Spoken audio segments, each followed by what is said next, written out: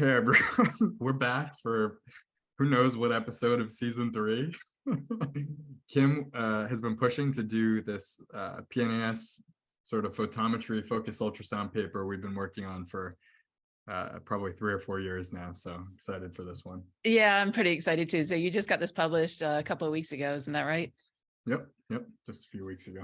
Great. Why don't you start by telling us what you did? Tell us a little bit about your methods, and we'll take it from there.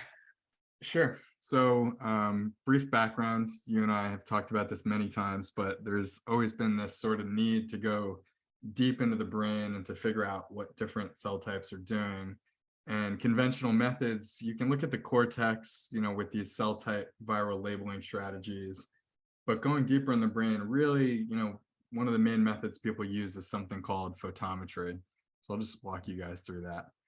Well, I actually think there's a lot that can be said about imaging the cortex, so I don't want to slam that too much, but I also think that there's a lot of value to what you did. I'm pretty excited about this too. Oh yeah, for sure. No slamming the cortex. Cortex is going to be important, and Kim's going to be talking about some of her work pretty soon in the show.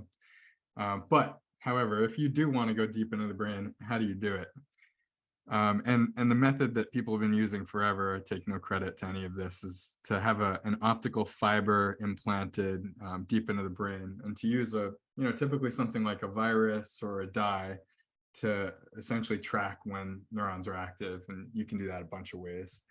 And truth be told, we didn't start with this method that we developed. We originally tried to use the fiber as like a waveguide, so that ultrasound just came out of the tip of the fiber and was extremely focused. And we spent a year, or at least a year, trying to get that to work reliably, and it just never did. So this is where we ended up. So instead you're using a more conventional piezoelectric crystal, and then just with it's like a ring transducer, is that right? Yeah, and this came from talking to Jorhai, who was in Kim's group before. And we were just talking about how do you get ultrasound focus to the tip of this fiber deep in the brain. And the idea that kind of came up was just having a ring, which has a natural focus. So if we just jump to the right here, it has a natural focus at a distance from the transducer face. And if you just kind of monitor how far away from that focus you are by sliding this transducer up and down on your cannula. So we'll just comment. So here's a cannula. It's this metal holder of our fiber that's right here. And the idea was like, okay, let's just slide this ring up and down this thing to move the focus so that it's right at the tip of the fiber where you're collecting neural activity information from. And you can do this by just using this set screw collar clamp thing that we put into this stack. So that's sort of the gist of it. Kim, does that make sense what I just said? Yeah, it does. But of course, you immediately raise this question about whether the fiber sort of shadows the ultrasound field. Yes, one of Kim's original suggestions that I think we didn't do until the second round of reviews, which we did simulate what that shadowing looks like. And that's on the far right figure here. So the fact that the fiber is there does block the ultrasound a little bit. Kim, I think you came up with the term shadowing. Is that like a term that people use, or just your brilliance in the moment? I don't know. It seemed descriptive. It was good. We used it. But for the most part, you're getting a lot of ultrasound around the fields, here where you're collecting information from. Well, how big of that field are you sensitive to? You're sensitive to neurons that are just very close to that fiber. How close compared to that shadowing? So we also have that figure where basically, how does optical collection strength, how many photons are you picking up as a function of distance? And you can see that you're still picking up 20% even at a millimeter, which for this figure, I don't know how far that would be. Maybe something like here. I see. So you're gonna get a drop off and a rise in the field, and you sort of would have to do a little bit of math for your own sake if you're using this tool. But you're not going to know where the neurons are that you're collecting from. Even post-operatively, that would be difficult. So there's a little bit of sort of error tolerance that you have to account for with this tool. All right, but you're going to be able to see lots of neurons even despite a little bit of shadowing. Yeah, of course. And okay. And some of those figures. And just for people using the tool for different things, we characterize the pressure and intensity. like Kim, what do you think about these pressures? Have you always been happy with the amount that we get? Is it useful? Well, you're right in the range of pressures that other people are doing for different types of experiments. So yeah, that's good. Yeah, and that's what we were aiming for. I've seen a lot of tools mounted to the mouse brain. Won't name any specifically, but like sometimes the pressure is just really low. It's like well below, you know, Mm. even zero 0.1 megapascals. And like I just don't know how much neuromodulation you're going to get with that. So we're And happy with this. your mice are moving around and they're unanesthetized, is that right? Yeah, we don't have to play the video, even though it's a really good video. But here's a mouse kind of, he's just, hey, Keith, what's going on? He said as he leaned up on the cage. But you can see it's pretty lightweight. They can run around. You can probably do all kinds of behaviors. And I'm excited for people to try that, including yourself. And you guys are thinking about using the tool for Yeah. complex behaviors, right? Yeah, I just think this is super because the animal can be unanesthetized. We just don't really know what the effect of anesthesia is. I mean, we do know that it reduces the response when they're anesthetized. So being able to go to completely unanesthetized is just really perfect. Yeah, and not to knock the cortical stuff, you can do that with cortical measurements if you just head bracket the animals and have them run on a wheel. So there's a lot of movement in that direction too to support the other side. But yeah, it's nice because these guys can actually run around in space, without any special tools or anything. Yep. And let's see. So we had just kind of like a showcase. I think this was from the midbrain locomotor region. It just was a really nice sort of titrated recording. An important point of this tool from a software perspective, I wrote a lot of the software, so it was really good experimentally. One point is that it can automatically shuffle parameters that you feed into it. So here you can see an actual experiment where we're changing the intensity of a continuous wave pulse, and we're just continuously monitoring photometry signal from this locomotor region. And when you realign them after the experiment's over, I mean, you can see that it's just a pretty reliable titrated response as you go down the color scale here. Yeah. So what else is nice as a control? And I'll tell you another control we're working on, but you can move the ring up and down the cannula, which would be like, imagine up here. So we actually moved it off target so that the focus of the thalamus was getting 50% pressure versus sort of the peak. And you can see that we got sort of half the effect. So we think we're looking at mostly real neuromodulation, but like any ultrasound system, there's definitely auditory, effects at play, and you got to be careful about that stuff. Yeah, then I guess it comes down to your choice of controls. Yeah. All right, good. Yeah, me and Kim were talking about another control earlier where you just entirely block the ultrasound by putting like a metal ring in between. I just bought, these brass rings from Home Depot. I'm going to try that out. And in that case, any heat generated by the transducer will still sort of propagate forward, but there's not going to be any ultrasound. Depends Yeah, on your experiments. I'm not totally sure what the auditory effects would be. That would be really interesting to look at as well. Yeah, I don't know. I don't know if they would hear it. I mean, yeah, maybe me and you should talk about that after this for sure. So you guys are getting a live look that me and Kim like routinely will just kind of chat about experiments and spitball ideas. Okay, so let's move to what this tool is cool for and what we did with it. We had a lot of discussion of like, well, the tool is cool because you can monitor deep brain or sort of deep brain and multiple cell types if you use different spectrally non-overlapping fluorophores. So a region that has, two sort of countervailing cell types is the hippocampus. You have these sort of inhibitory paravalbumin or GABAergic cell types, and there's other cell types in there as well. And then you have the excitatory cell types, which are normally called pyramidal cells.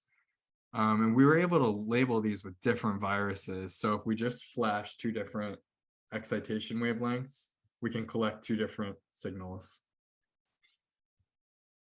If that makes sense. Kim, you just stop me if I'm just saying things totally weird because I can almost not hear myself talk.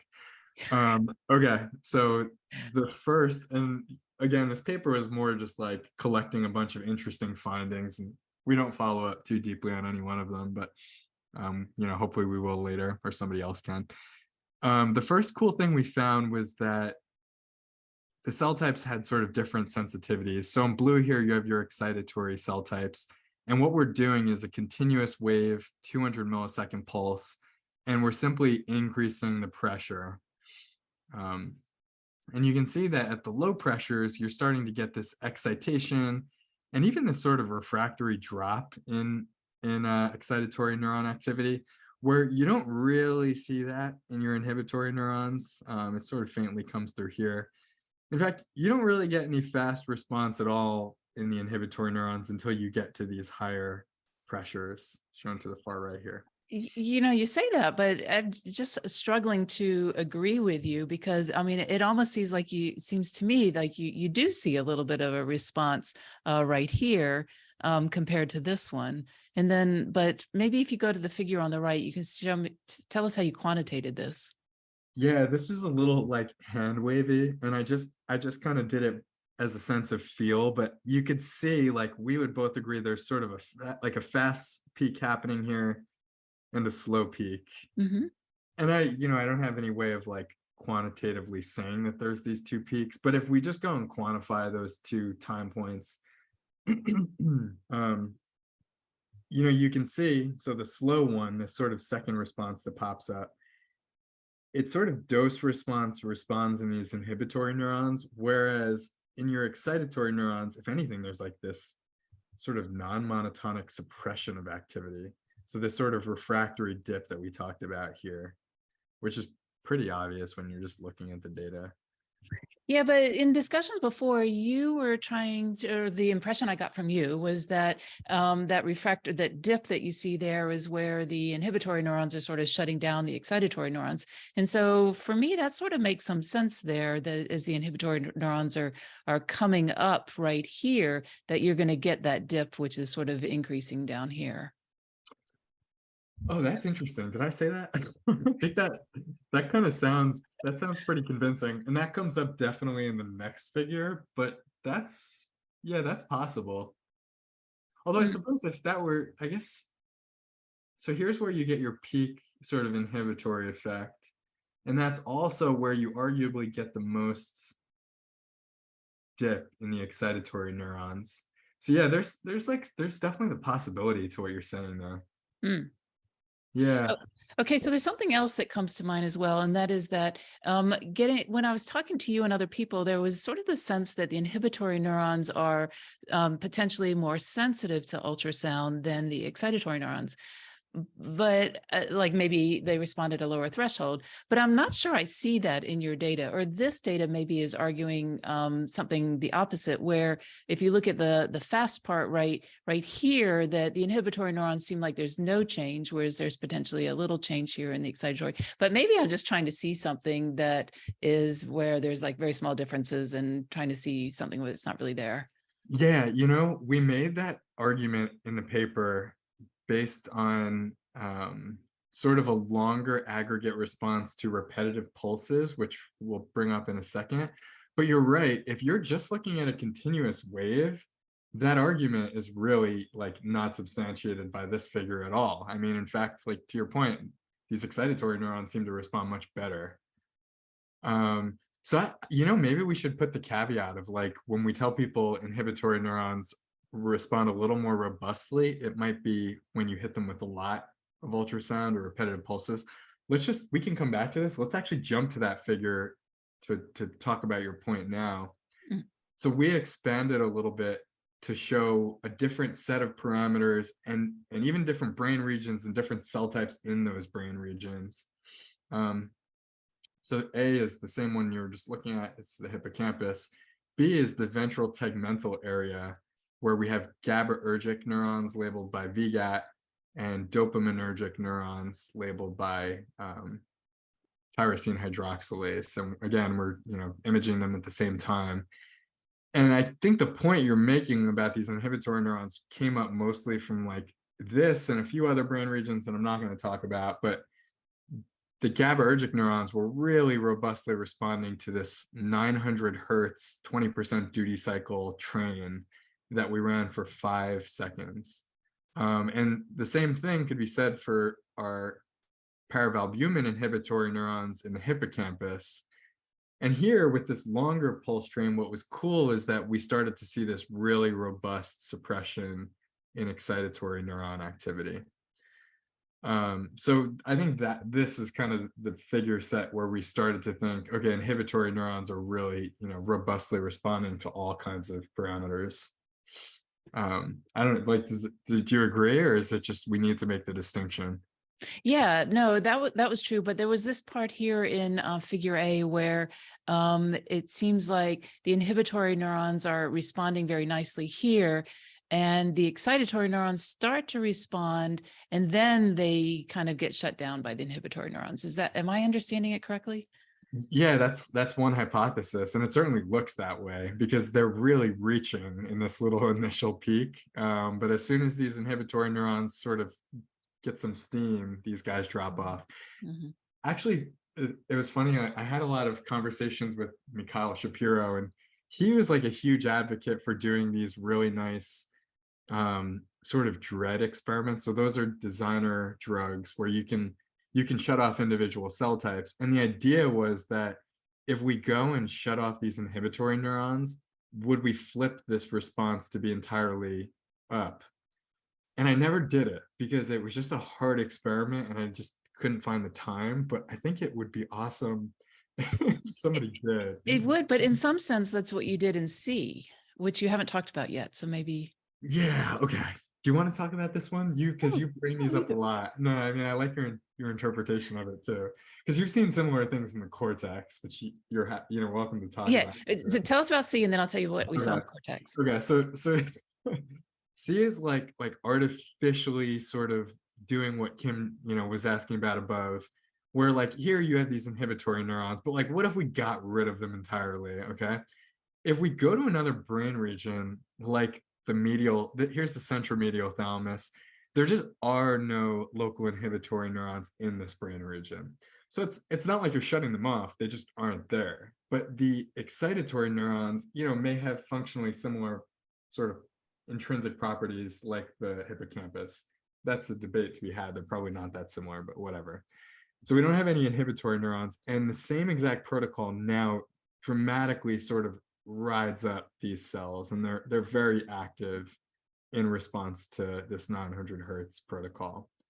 So like it sort of supports the idea that that dread experiment would have worked. And I wish we had done it, and I hope we do it eventually. Maybe your lab, maybe you'll do it. Somebody Yeah. needs to do it. So many things to talk about. Okay, so one of the things is that we did an experiment where we were looking at the cortex, and we didn't do this 900 hertz thing. We just had a continuous wave. But nonetheless, and the other thing that we did differently is we looked at all neurons, and then we looked at the excitatory neurons.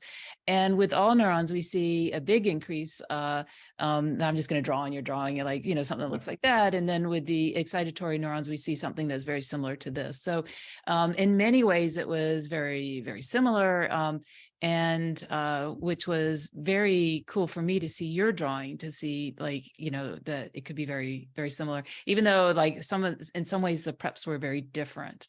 We both had GCAMP modified mice. Ours were very lightly anesthetized. Yours were completely unanesthetized. We had the continuous wave. You had the pulsed, but very similar responses. Yeah, I'm like really excited for that paper of yours to come out, because it's awesome to say that there may be a general principle across the brain where local inhibitory neurons, if they're excited by ultrasound, will inhibit their neighbors, or that they're just more excitable. But I like when you showed me that, I was like, I was just excited. It's cool to see this principle propagated. And something else that comes to mind is sort of the differences between TUS and TMS, where with TMS, it's sort of the excitatory neurons are preferentially stimulated. And here it seems that that's not true, that both sets of neurons are sort of equally stimulated. Oh, I didn't know that. That's cool. Oh, yeah. Noah Philip was telling me about that. And it's because the excitatory neurons are longer, and so they act as better antennas. And so they pick up the ultrasound better. Yeah. Oh, wait, the TMS. You think ultrasound might have this antenna property too? No. I said the wrong thing. Yeah, they take up the magnetic field, the electric field better. It's because it's You better. prompted the question, Kim. Do you Yeah. think ultrasound might have this sort of feature too? Well, Long axons, or just a lot of space they're picking up to show. yeah. Mm. Ooh, don't want to go there. That's Man, that's a good, be a really good paper. I would love to like, I would love to just even see the orientation of the axons change in a cell culture. That might be really fun.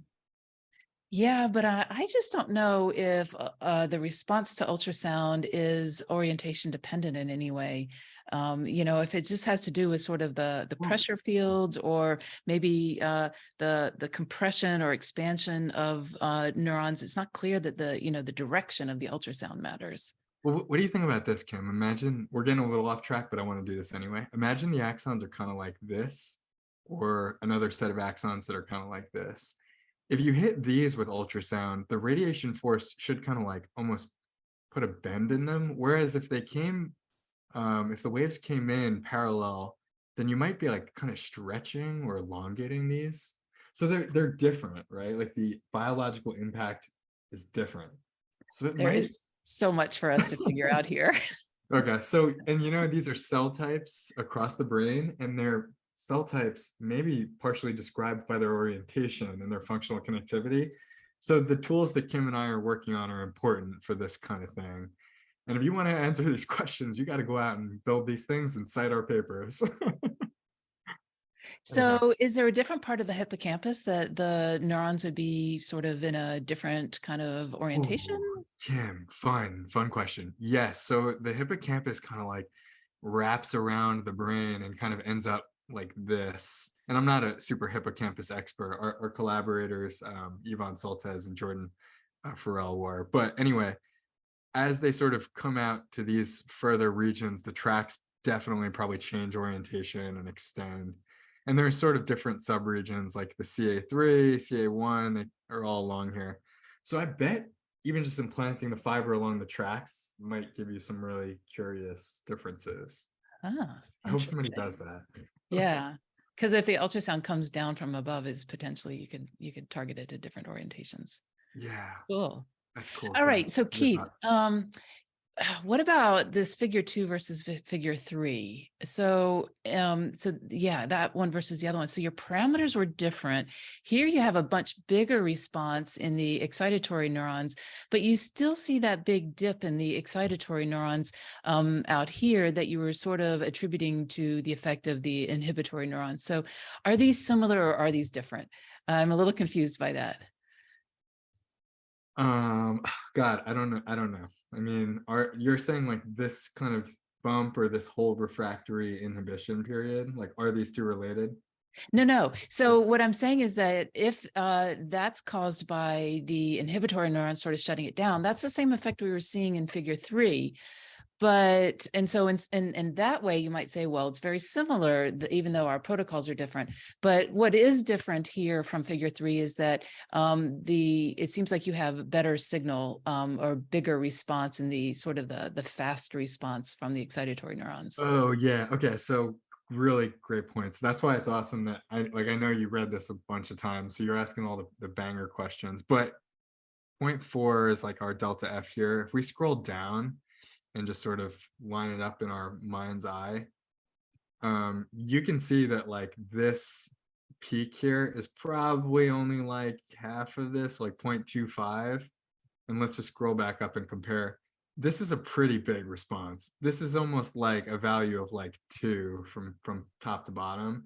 So yeah, the response was just much bigger in the excitatory neurons when you only pulse it short. So that it might just be because you never really allowed these inhibitory neurons to reach their full sort of activation that you're getting this larger response here.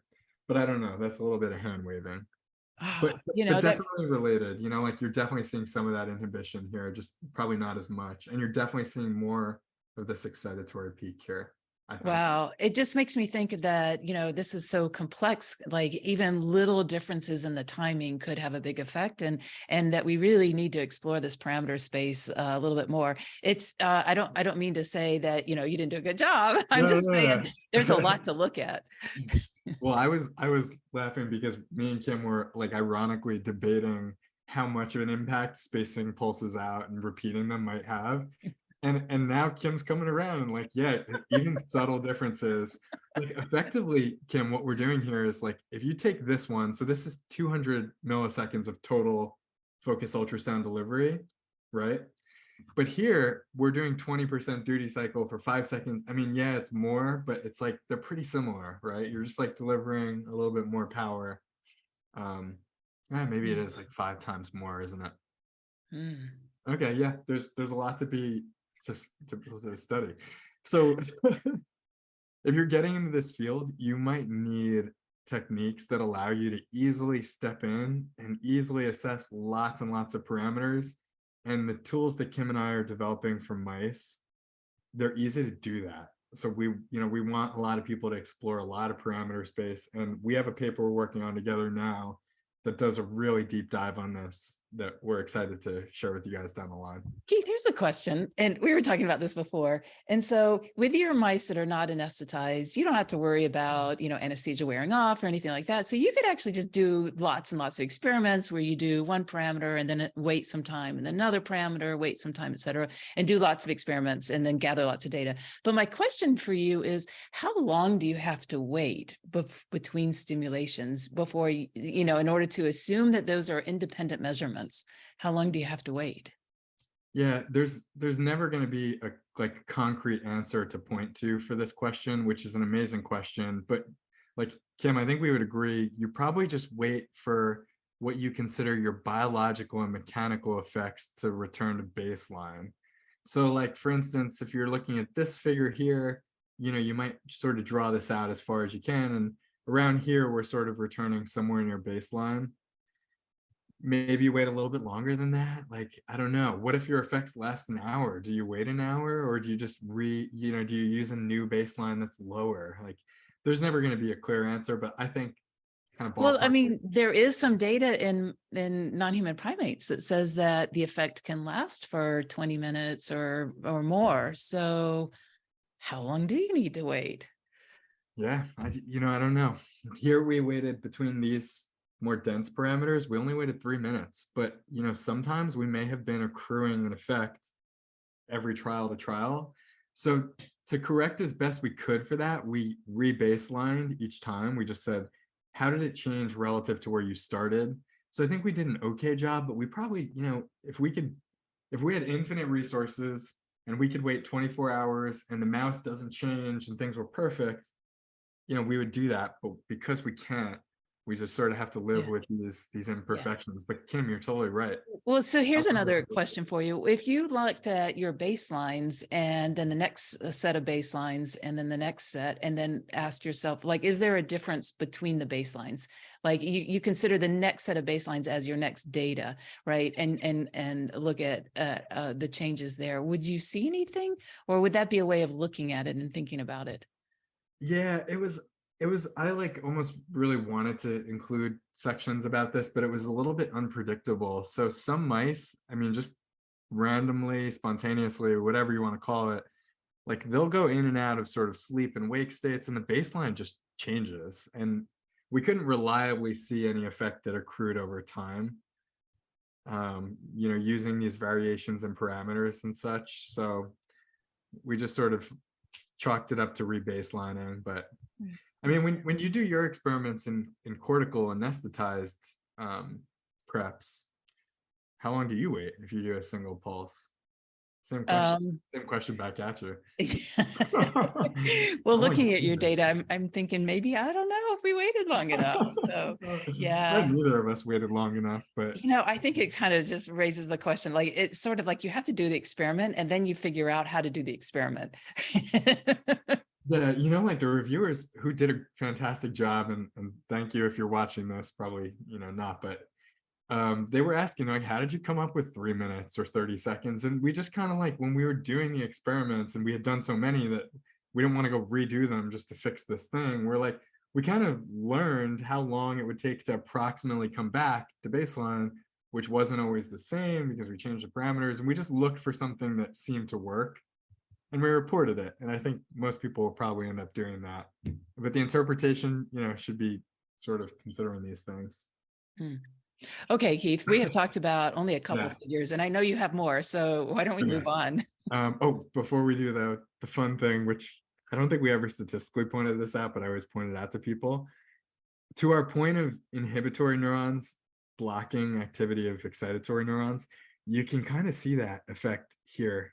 Because as soon as these GABAergic neurons shut off, these cells kind of start to prop up again. And I just, there wasn't like statistical analysis of this, but I did want to point it out that you can kind of see it. Now, I want to ask you, Kim, do you believe what I just said, or am I just kind of talking here? Well, so I immediately wondered, because we hadn't talked about that, whether or not that was true in the hippocampal neurons up here in A. And so I guess it's sort of the same thing, where when they're shutting down here and coming down at this point, now you start to see this coming back again. So I don't know, maybe. Okay, I'll take maybe, and then we'll move on with that. Okay. All right, where are we at? Okay, this is a really fun experiment. So just everybody, like kind of learning about the device and seeing our data, there was always this question of like, well, like, is the fiber interacting with the tissue? And like, well, is there an effect outside of your focus? And like, addressing all these points, you could do it really slowly and methodically using a bunch of methods. But we happen to know these guys over at the National Institute of Drug Abuse, Mike Michaelides and Juan Gomez, who are just awesome at doing these PET scans in mice. They have this really cool small PET scanner where they assess sort of global neural activity in the whole brain. And they were excited by what we could do with ultrasound, primarily for monkeys and non-human primates. But we actually asked them, we're like, hey, can we try this protocol and throw a few mice in? And it addresses all these questions in one experiment. Because for this, we didn't need the fiber, because we could monitor using a radio-labeled glucose and just flood that into the brain, look at where it gets picked up. And we didn't need to, sorry, the doorbell's ringing. And we didn't need to implant fibers all over the brain. Instead, we could just take a picture of what happened across the whole area. And what we found was, at a high level of significance, so when you set your threshold at P, 001, it was like dead on suppression at the focus when we used that 900 Hertz protocol, which made sense because these excitatory neurons make up most of the tissue in that region. And you can see that, they're down there.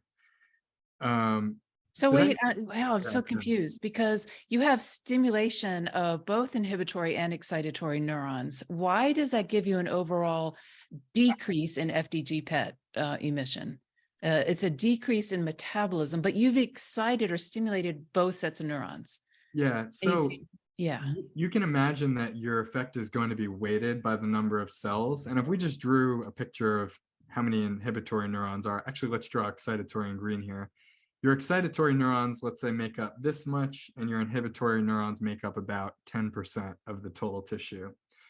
So if we increase glucose uptake in these neurons and decrease in our excitatory neurons, you might expect that the 90% weighted will be the bulk of your sort of outcome. And that's why we think we saw net suppression in this small volume. Mm-hmm. So even though there are many fewer inhibitory neurons, they're acting on all of those excitatory neurons. Yeah, I mean, I think so. I think most inhibitory neurons will have a lot of inhibitory inputs to them in the hippocampus. Okay. Yeah. Before you move on, I just want to say I love the mouse picture, the way he's strutting across his little face there. Yeah, Juan made that. I was really grateful to not have to draw that. The other thing that really strikes bigger than that, but the other thing that really strikes me is just how small the spot is that had some significance here. I mean, I would have expected your focal spot to be much bigger. What is down in C? What do you see bigger changes down there? Yeah, so Kim, it's probably not worth looking at that EC50 figure. No, we're not going to look at that. But people always people always say, they're like, oh, well, and Kim already knows this. She cued in on this question on purpose. But people are tending to look at like a full width half max, which here would have looked like this. But it's important to note that full width half maximum is just a measure of an intensity gradient. It's not what your biological effect is, which is more dependent on like, well, what's your significance threshold and what's the effect you're looking at? So what we're looking at in this figure is just like how much tissue is highly significantly suppressed in terms of glucose uptake. Right. And to Kim's point, if let's say we like lower that threshold down, and that's what this figure is here, and we're looking across many slices of the brain, now we start to see a much larger volume that's starting to kind of look like our full width half maximum. What's really cool that I was excited about is if you look through your slices, you can start to see those hippocampal tracks that me and Kim were talking about before that kind of wrap around the back of the brain. And this is cool on a few levels because it now says that you're not probably looking at some weird artifact. You're actually looking at the tracks that are affected as they sort of spin off down the brain. So we were really excited by that. Mm. Jim, don't you want to do PET imaging for all of your experiments too? It's very expensive. I do. I have wanted to. And now you've shown me sort of what to expect, and you've really kind of clarified a number of things for me. So this is cool. Yeah, and we're not the first people to do PET imaging, by the way. I think Sungshik Yu has a few papers where he did PET imaging, but I'll tell you what, we did it real well. There's one thing we did, we were really excited. You know, Juan and Mike, when they first saw this, they were just like floored. What they told us was, you know, we've done a lot of optogenetic experiments, we've done a lot of dread experiments. We have never seen imaging data that had such good focality. So for people out there, Well, you know, in some sense, they're you just wondering, sort of got lucky. If you had dialed it up to just a little bit more intensity, you'd have had a bigger spot. So in some sense, you kind of got lucky with your parameters. well, we could have just, in that case, maybe lowered the P threshold and we would still see very refined. What they were saying is that even at their lowest P value where they could see anything at all, they just saw a lot of other stuff going on in the brain. And they were just amazed at how focal this effect was. But Mm, it's a good point. You know, there's a lot of like P hacking kind of things to be done here. mm, And it's up to interpretation. mhm. You know, if we didn't want to show this effect looking so awesome, we could have just shown the normal sort of threshold, which is here. Mm. Uh, yeah. Okay, let's move on to the Okay. next Yeah. slide. Sorry for time. Okay. So what did we do?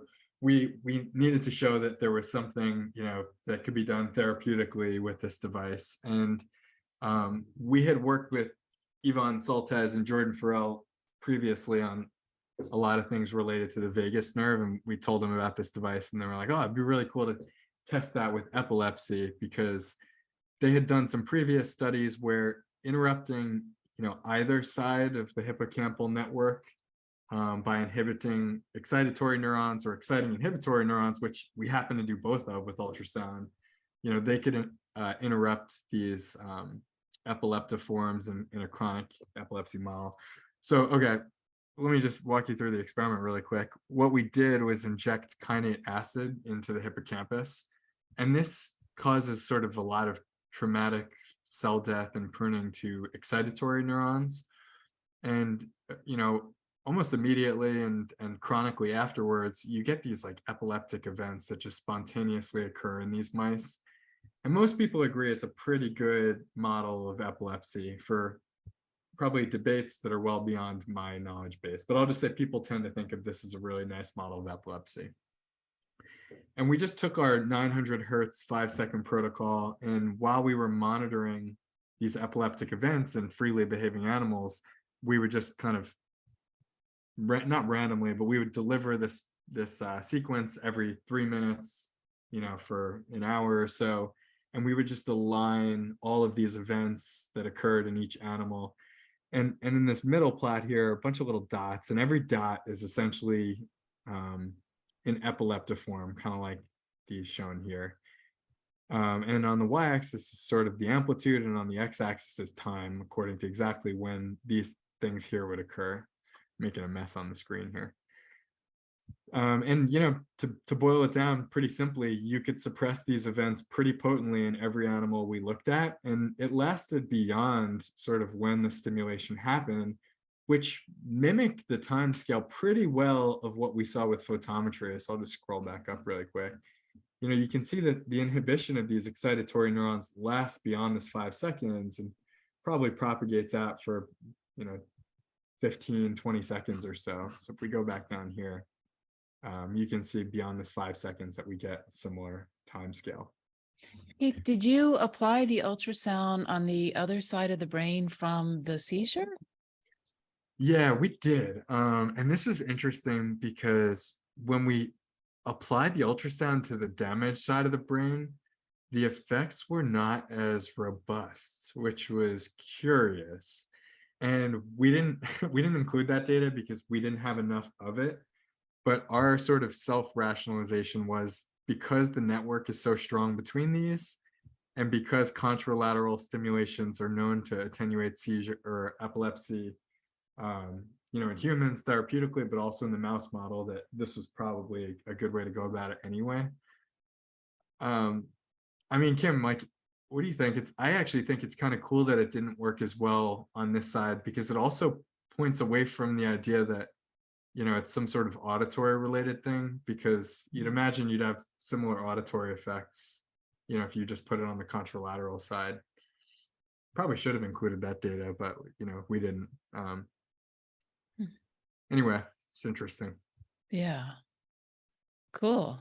And that's the whole paper. So where are we headed next, Kim, with this tool that is easy to use? We can sweep parameters, we can do behaviors, we can do region-specific manipulations. I know you're trying to help lots of other people get started using this particular setup, which is pretty amazing. But tell me, where are you going with next? What are your next setup experiments?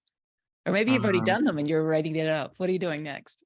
Yeah, we're pretty far along on one paper where one regret that I had with this paper, and I just honestly, like, these experiments took a while to figure out how to do. So we're going to do them in the next paper, but we never did sort of a tiered parametric sweep of like, change one thing while the others remain fixed, look at neural response, change another thing, remain fixed. Because they're very long and tedious experiments, but they're fast with the system, and we're doing them in the next paper for the thalamus. So keep an eye out for that. And we're going to approach a number of different behaviors: sensory, epilepsy, sleep, all kinds of cool stuff. And Kim, do you want to talk about how you Wait. So if you're just going to the thalamus, then it's just going to be excitatory neurons. So you're going to look at what are the effective parameters on just excitatory neurons. Yeah. It's in some ways that's nice, because then it'll sort of simplify it, because you don't have both types of neurons. It simplifies the analysis, the figures, the interpretations. Everything just for me was a little cleaner. And also, it's a target people are really interested in for human therapeutics. So we kind of liked it from that standpoint. But it's not the only brain region we're working on. We're also working on the locus coeruleus and other things. And again, I'm pushing you to reveal how you want to use the tool, but you don't have to. You don't have to say it. But imagine any brain region that has cell types that are opposing. You can use this tool. So that's, hopefully we get a lot of labs set up with it.